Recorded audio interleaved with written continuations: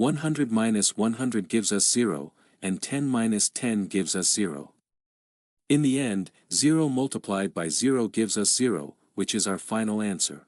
But this answer is not correct because we did not follow one of the most important rules in mathematics called the order of operations. The order of operations tells us that when we face a mathematical expression, we cannot start solving it from anywhere we like. Instead, we must follow a specific order called the correct order of operations. The correct order of operations is known by a short acronym called PEMDAS.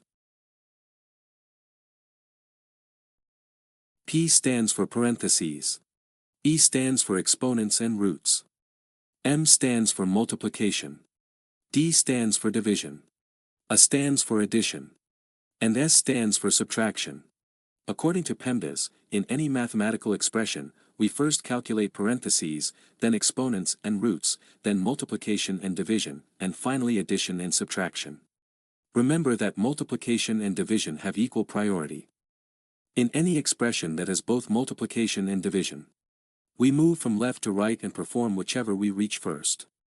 This rule also applies to addition and subtraction. Now, with these explanations, let's solve the question from the beginning of the video. But before solving it, please like the video and subscribe to the channel, and if you have any questions, ask them in the comments. 100 minus 100 times 10 minus 10. In this expression, there are 2 subtractions and 1 multiplication. According to PEMDAS, multiplication has a higher priority than subtraction, so we first perform the multiplication and then the subtractions. 100 times 10 gives us 1000, and the expression becomes 100 minus 1000 minus 10.